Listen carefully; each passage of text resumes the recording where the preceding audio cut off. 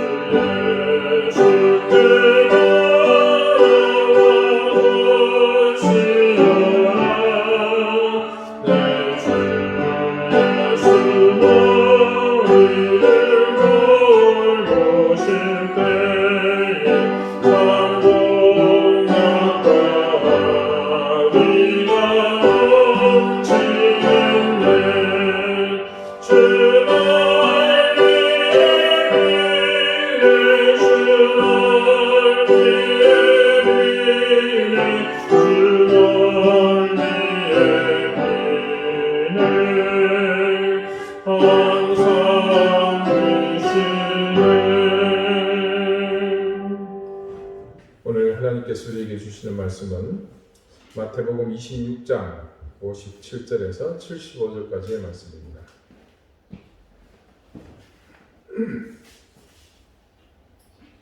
신약 48페이지입니다.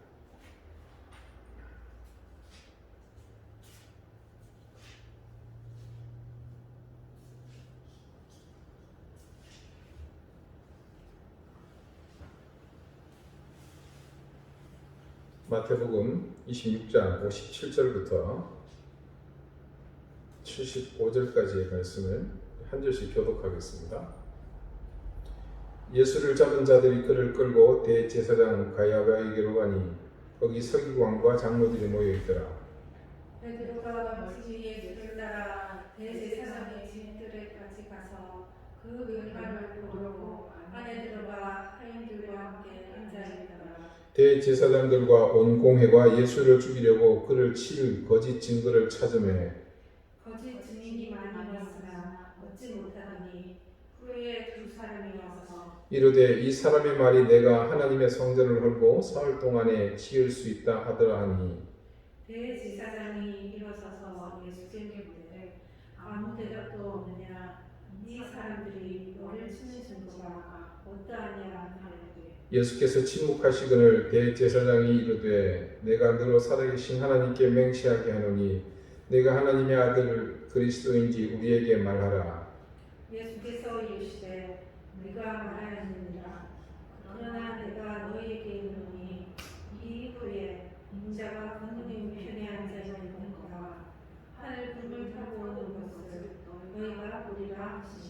이에 대제사장이 자기 옷을 찢으며 이르되 그가 신성모독하는 말을 하였으니 어찌 더 증인을 요구하리요.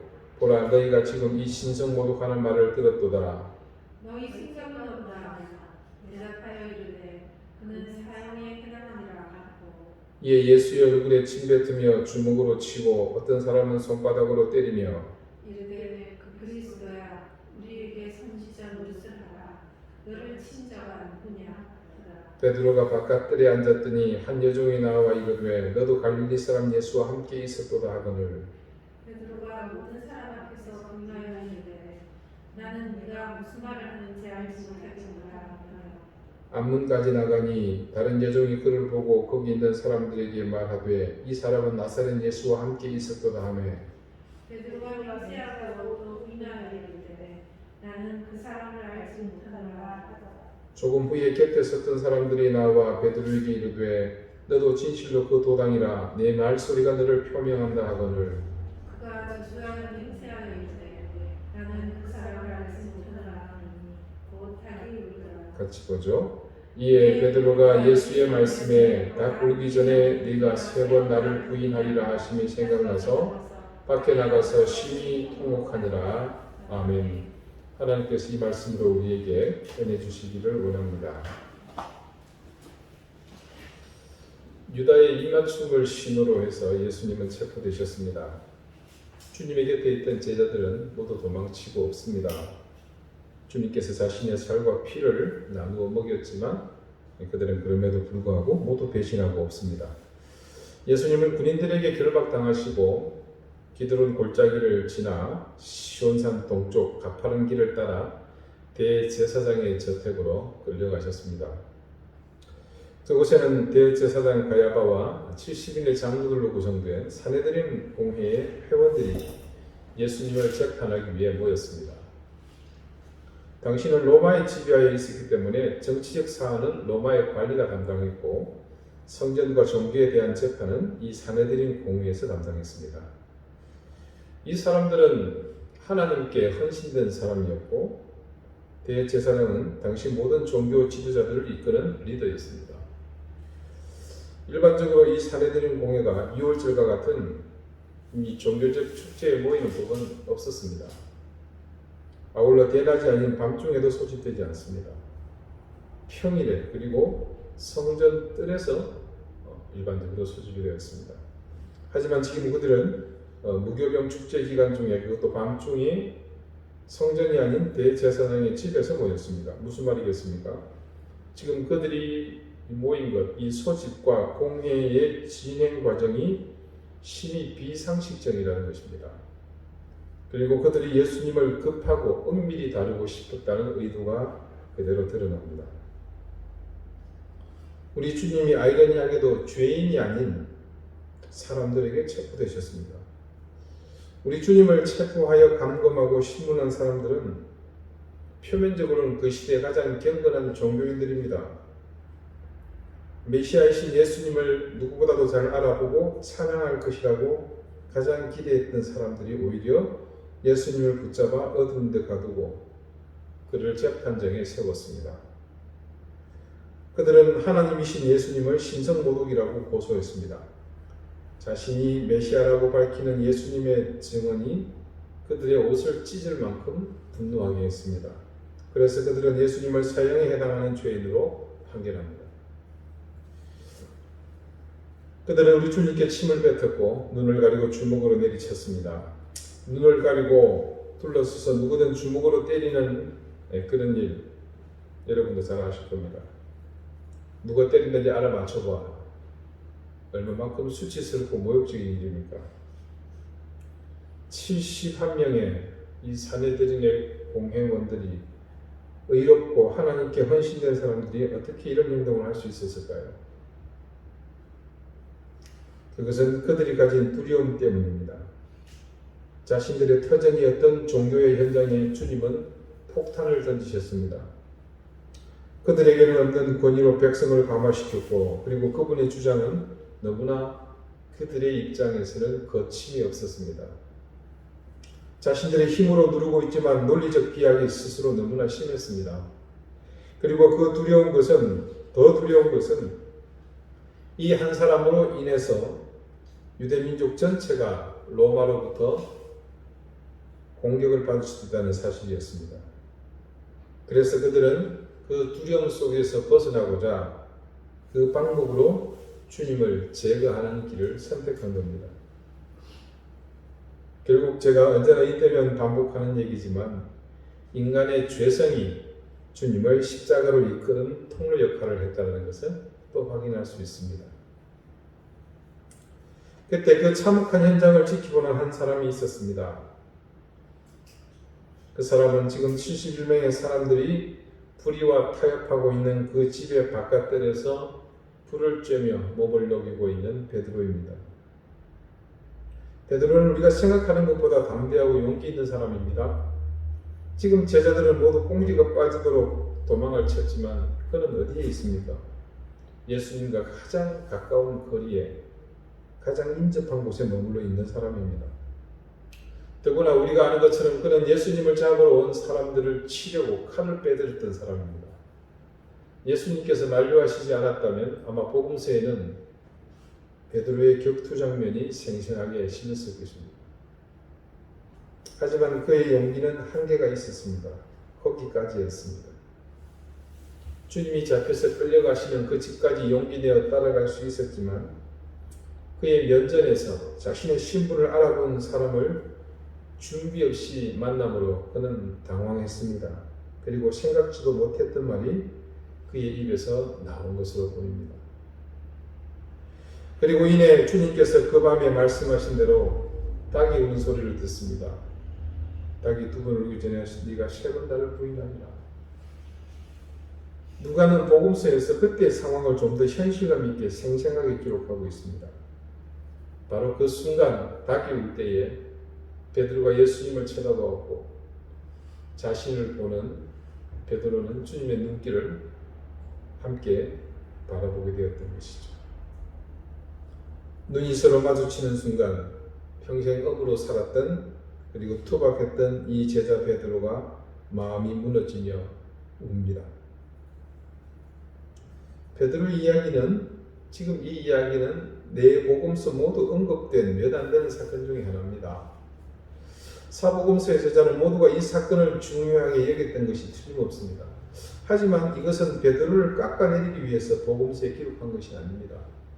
사실 보면 부끄러운 일이잖아요.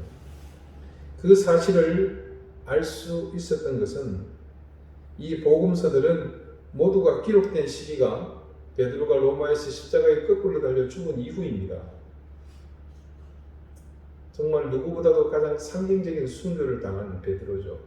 그 이후에 기록하면서 이런 베드로를 폄하하려고 그들이 이렇게 기록하기는 만무합니다.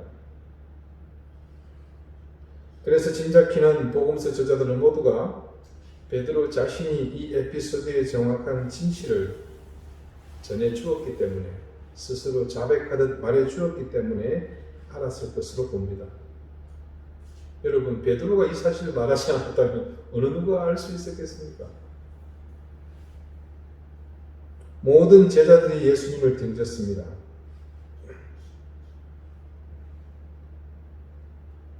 그래서 그들을 만나 설득하러 갈 때 베드로는 이 이야기를 할 수밖에 없었습니다. 아마 베드로는 이렇게 말했겠죠. 나는 당신들이 주님을 부인한 것을 압니다. 나도 그랬으니까요. 나는 그런데 당신들보다 더 부끄러운 모습으로 부인했습니다. 나는 저주까지 했습니다. 하지만 여러분에게 나는 이 말을 꼭 하고 싶습니다. 내가 주님을 배반했지만 그분은 나에게 은혜를 베푸셨습니다. 나를 회복시켜 주셨습니다. 그리고 만일 여러분이 그분을 부인했다면 두려워하거나 주저하지 마십시오. 그분께서는, 우리 주님께서는 여러분도 저와 같이 또한 회복시켜 주실 것입니다. 베드로는 우리 모두가 때때로 주님을 부인할 때가 있지만 그러나 주님은 계속해서 우리를 회복시키시고 그의 일을 이루시기 위해서 우리를 사용하신다는 것을 다른 형제들에게 재차 확인하길 원했을 것입니다. 그때 이후로 베드로는 결코 주님을 부활하지 않았습니다. 심지어 그는 자신을 부르지도 않았는데도 스스로 주님을 시인하려고 사지로 돌아와서 감히 똑같이 죽을 수 없어 십자가에 거꾸로 못 박히면서 그는 자신의 행동으로 주님을 시인했습니다. 미국 부활교회의 아담 해밀턴 목사님은 자신의 책에서 첫 성지순례길에서 예루살렘에서 겪은 한 가지 의미 있는 체험을 이렇게 소개했습니다. 감람산 꼭대기에 위치한 호텔에서 밤중에 잠이 오지 않아 밖에 나와 걷다가 어느 벤치에 앉았다고 합니다. 그때 해밀턴 목사님은 자신의 경험을 이렇게 적습니다. 쌀쌀한 날씨에 몸을 움츠리다가 문득 그날 밤 베드로의 모습이 생각이 났습니다. 한참 그렇게 생각하며 침묵 가운데 있는데 얼마나 지났을까? 호텔 안에서 닭이 우는 소리가 들렸습니다. 그러자 그 순간 닭의 울음소리와 함께 그 마음속에 예수를 부인했던 모든 순간들이 떠오르는 것을 경험했습니다. 나는 내가 알고 있는 하나님의 뜻에 부합되지 않는 것을 말하거나 행하여 예수를 부인했었습니다. 나는 나의 신앙과 배치되는 생각과 행위에 관련됨으로써 예수를 부인했습니다. 나는 그가 나를 어떻게 보실까 하는 것보다는 사람들이 나를 어떻게 볼까를 더 많이 생각함으로써 예수를 부인했습니다. 나는 내가 예수의 제자 중 하나로 여겨지거나 나 스스로 그것을 밝히기를 두려워함으로써 예수를 부인했습니다. 나는 뻔히 알면서도 다른 사람들이 나에게 하라고 했기 때문에 그냥 잘못된 일을 행함으로써 예수를 부인했습니다. 우리는 주님이 가야바 앞에서 신문 받으실 때 참여했던 그 사람들의 행동으로부터 뭔가를 배울 수 있습니다. 사내들인의 71명의 공회원들은 두려움 때문에 잘못된 이름을 알고도 그 일을 행하도록 허용하는 인간의 성향을 분명하게 보여주었습니다. 그들의 경우에서 보면 그것은 바로 예수를 저주하고 그의 눈을 가리고 때린 것이었습니다. 베드로의 부인은 예수님을 따르는 소명에 응답한 사람들도 때때로 주님을 아는 사실조차 부인하도록 하는 그와 같은 시험이 있음을 우리에게 상기시켜 줍니다. 또한 그것은 우리가 어떤 대가를 치르서라도 주님의 제자로 다시 살아갈 것을 요청합니다. 우리 주님이 십자가에 달리시기 전 만나야 하셨던 모든 사람들은 바로 우리가 가지고 있는 모든 내면의 모습을 보여주고 있는 사람들입니다. 우리가 그런 본성을 가지고 있는 사실을 부인할 수 없습니다. 주님께서는 그런 본성들을 들춰내시고서 그들을 고발하시기 위해 이런 과정을 일부러 겪고 계신 것이 결코 아닙니다. 이런 모든 상황에서 죄로 인해 멸망당할 우리 자신을 깨닫고 그것에서 주님의 은혜를 입고 벗어나시기를 원하시고 있는 겁니다. 주님을 가장 가까이 모시고 경험했던 베드로도 예수님을 두려움 때문에 정죄하고 그들의 힘으로 파멸을 했던 그 사람들과 같았습니다. 그러나 베드로는 본질적으로 그들과 달랐습니다. 자신의 속성, 죄성을 확인한 그는 그곳에서 돌이켜 더 온전한 주님의 제자로 거듭나게 되었습니다. 여러분, 혹시 여러분은 자신의 불완전함 때문에 실망하고 계십니까? 아니면 스스로 죄인이라는 깊은 자의식 때문에 모든 것에 대해 자신의 의지가 선하지 못하다는 선입견을 먼저 가지고 계십니까? 여러분, 혹시 누구라도 그런 분이 계시다면 염려하지 마십시오. 우리 주님은 우리의 연약함과 죄에 대해서는 관심이 없으십니다. 단지 그분이 관심 가지고 계신 것은 오늘 베드로 같은 그같이 연약한 우리에게 어떻게 은혜를 주실까 하는 것입니다. 자신의 생명을 아낌없이 내어주신 그때처럼 주님께서는 지금도 여러분에게 기꺼이 당신의 몸과 피를 찢기고 흘리신 그 거룩한 당신을 우리에게 주시고자 하십니다. 주저하지 마십시오. 사탄이 여러분의 죄를 들춰내고 두려움으로 여러분을 올가매고 죄책감으로 옥죄려고 할 것입니다. 하지만 우리가 주님께 손을 내밀기만 한다면 그분은 그때처럼 연약한 베드로를 쳐다보시는 그 연민의 눈빛으로 우리를 바라보실 것이며 베드로와 같이 우리에게 회복과 치유의 은혜를 베풀어 주실 것입니다. 주님의 고난을 기억하며 함께 오늘 모여 기도하는 여러분 모두에게 주님께서 십자가의 처참한 고통과 죽음을 통해서 그렇게 주시기 원하셨던 놀라운 회복과 치유의 역사가 여러분에게 있게 되기를 기원합니다. 기도드리시겠습니다. 산해드림 공회에 모였던 71인의 사람들과 저희는 너무나 닮아 있습니다. 주님을 3번이나 부인하던 베드로처럼 우리 역시 주님을 부인하는 삶을 스승치 않고 살았습니다. 그러나 주님은 언제나 회복시키시고 치유해 주시기를 원하시는 분이심을 저희는 너무나 잘 알고 있습니다. 그런 주님을 의지하고 사는 저희가 되기를 원합니다. 나의 연약함과 죄성의 노예로 사는 것이 아니라 우리의 연약함을 위해 죽으신 주님을 의지하는 삶을 살게 해 주십시오. 예수 그리스도 이름으로 기도드립니다. 아멘. 우리 이 시간 합심해서 함께 기도하는 시간을 갖겠습니다.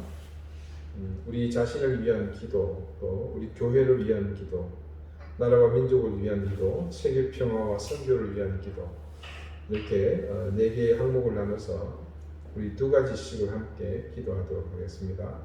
먼저 나 자신을 위한 기도입니다.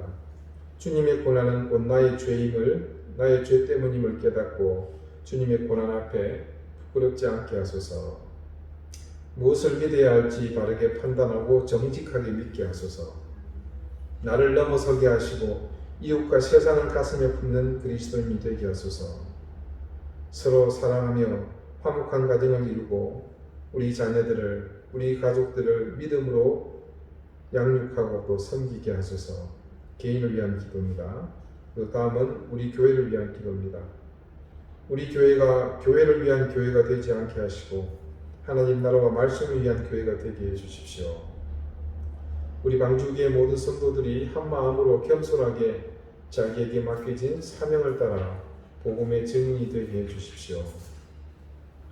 올 한 해 우리의 옛다짐을 잊지 말고 기억하며 지켜나가는 그런 교우들이 되게 해주십시오.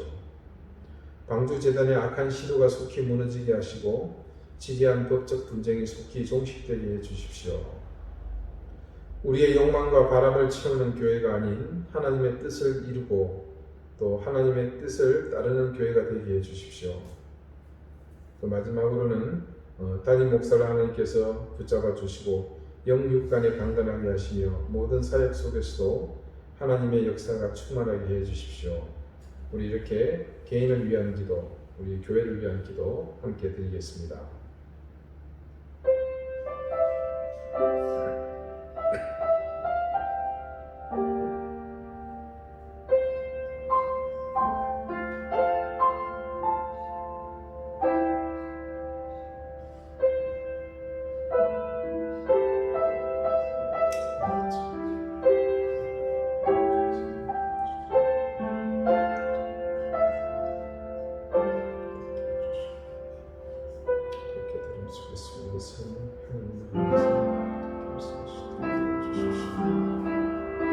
주님의 권한 앞에 염치 없게 하시고 염치 않게 하시고 부끄럽지 않게 주님께서 지켜주십시오.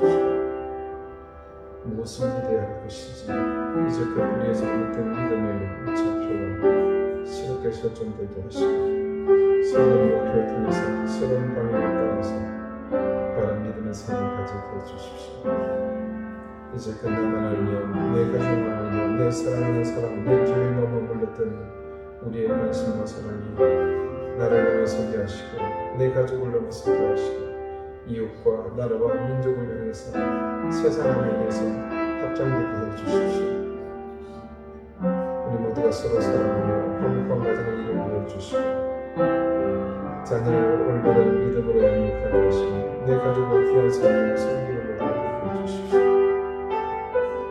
하나님, 우리 교회를 세우신 하나님의 뜻을 결코 잊지 않게 해주십시오.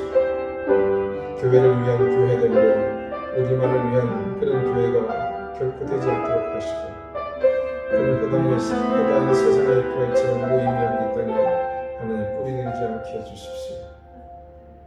하나님, 헛된 십자가로 세상을 비추게 하지 않게 하시고 진실된 빛으로 세상을 비추게 해주십시오.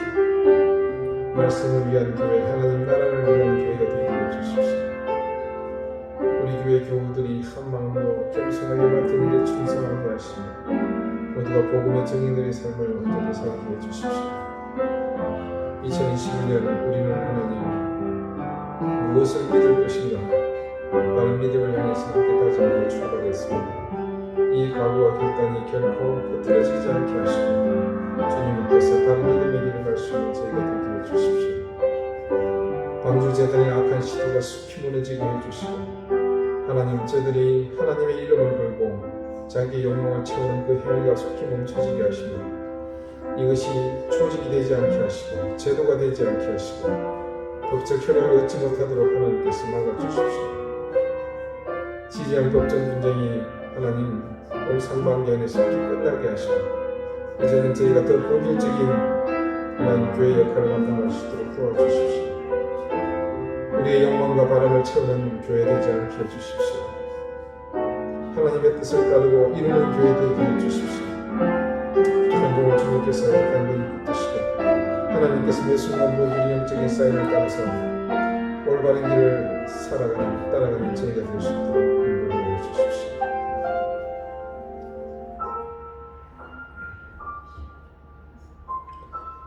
제 나라와 민족을 위한 기도입니다. 하나님, 코로나의 위협으로부터 우리를 구원해 주십시오. 질병으로 무너진 우리의 삶의 자리가 속히 회복되게 해 주십시오. 대통령으로부터 모든 정치인들, 고위직의 공무원들에게 조금이라도 양심을 회복할 수 있도록 해 주시고 이 땅의 상식과 정의가 바로 세워지게 해 주십시오. 끊임없이 도발을 일삼는 북한의 의지를 꺾어주시고 무력이 아닌 바른 정치를 통해 북한 땅이 살 길을 얻게 해 주십시오. 이 땅을 분열하게 하는 악한 힘의 역사를 이 민족과 나라 위에 속히 몰아내 주십시오. 또 세계 평화와 선교를 위한 기도, 전쟁과 분쟁이 있는 곳에 평화가 임하고 기아 문제로 고통당하는 곳에 하나님의 긍휼과 자비를 베풀어 주옵소서. 미얀마에 속히 안정을 찾게 하시고 총칼의 위협으로부터 민간이 더 이상 희생되지 않게 해주십시오. 군부의 억압이 끝나게 하시고 종식되게 하시고 또 그곳에 복음의 문이 활짝 열리는 계기가 되게 해주십시오. 코로나의 위협 속에서 망연자실하며 속수무책인 가난한 나라와 민족들에게 하나님 살 길을 열어주십시오. 세계에 파송된 선교사들이 성령 충만하고 뜨거운 열정으로 사명을 잘 감당하여 많은 열매를 맺게 해 주소서. 코로나로 인해 중단된 지원들, 또 냉각된 선교 현장에 하나님의 은혜의 손길이 채워지게 해 주십시오. 세계 모든 나라와 민족에 복음의 문이 열리며 땅끝까지 복음이 전해지고 또 우리 한국 교회가 그 선교의 사명을 잘 감당하게 해 주십시오. 우리 이렇게 나라와 민족을 위해서 세계 평화와 선교를 위한 기도 마지막으로 한 번 더 드리겠습니다. 주님, 이 땅과 이 민족 위에 때아닌 질병으로 인한 어려움과 고통이 우리의 삶을 옥죄고 있습니다. 주님, 우리의 신앙과 믿음은 이럴 때일수록 더 가치를 바라며 더 큰 능력을 드러내지만 하나님의 알지 못하는 세력들은 이 사실 자체가 두려움이고 절망이고 아픔과 좌절입니다. 이 가운데서 하나님 저들을 속히 건져주시고 하나님 은혜의 땅이 이 땅에 속히 회복되게 도와주시기를 기도합니다. 질병으로 인해 무너진 삶의 자리가 속히 회복되게 해주십시오. 자영업자들이 하나님 생계의 길이 막막합니다. 정부는 푼돈을 풀어서 그들의 마음을 위로하려 하지만 또 다른 병폐를 낳고 더 힘든 위기를 자처하고 있습니다. 근본으로부터 이 질병이 해결되지 않으면 우리에게 미래가 없음을 알게 해주시고, 지금 백신을 통한 집단 면역 또 치료제의 활발한 개발로 인해서 더 이상 재앙이 아니라 이 팬데믹으로부터 우리가 속히 회복되는 은혜를 주십시오. 이 나라와 민족을 불쌍히 여겨주십시오. 대통령으로부터 시작하여 모든 정치인들, 고위공직자들, 하나님 정말 그들에게 일말의 양심이라도 있다면 그것이 회복되어지게 해주시고, 그렇게 저들이 부르짖던 상식과 정의가 제발 바로 세워지는 그런 역사를 우리에게 주시기를 간절히 구합니다. 우리의 수준이 곧 정치의 수준임을 하나님 또 한 번 절감하게 됩니다. 우리가 하나님 앞에서 의의 길, 진리의 길, 하나님 공의의 길을 행하게 하시고 뿌리를 벗삼으며 내 욕망을 채워가는 삶을 이제는 그치게 해주십시오. 끊임없이 무력 도발을 일삼는 북한을 주님 불쌍히 여겨주시고, 하나님 최고 지도층들을 한순간 몰아내주시고 저들을 하나님 도발해 주셔서 이제는 무력 시위를 통한 도박이 아니라 저들이 근본에서부터 그 국민들을 어떻게 살려야 할지 바른 정치를 해나갈 수 있게 도와주십시오.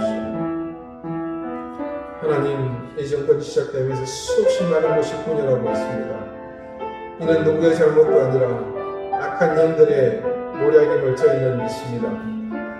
하나님, 이 분열케 하는 악한 영을 몰아내 주시고 지역 간, 계층 간, 세대 간, 또 이 21세기 마지막 무렵에 이 빌어먹을 하나님 이념의 갈등이, 그런 분열이 더 이상 이 땅에서 살아 숨쉬지 못하도록 이 악한 영의 역사를 속히 몰아내 주시기 바랍니다. 주님, 지구촌이 늘 전쟁의 위협 가운데 노출되어 있습니다. 속히 하나님 그 모든 분쟁들이 그치게 해주십시오. 종교 간, 민족 간, 국가 간 하나님 이 전쟁이 그치고, 또 하나님 기아와 이런 질병으로 고통받은 지구촌들이 하나님 서로를 사랑하고 회복하고 일깨움으로 일어서는 계기를 더해 주십시오.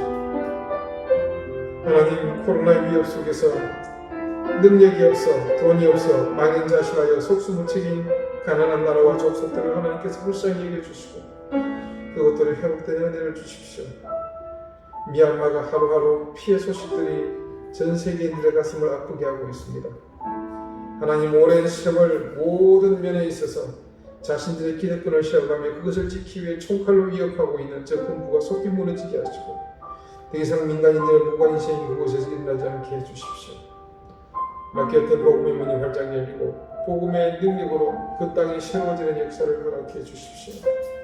하나님, 세계 선교회가 이 코로나 팬데믹으로 인해서 지원은 끈질이 되고 선교의 동력은 상실되어지고, 하나님 선교를 걷게 하는 수많은 선교사들, 하나님 이때를 저들이 대비하며 하나님 앞에 기도하고 왔사오니 아버지의 손길로 저들을 일으켜 세워주시고 이러한 환경들이 자신들의 의지가 꺾이지 않을 하나님의 뜻임을 사명을 깨닫고 나가는 저들이 되게 주십시오.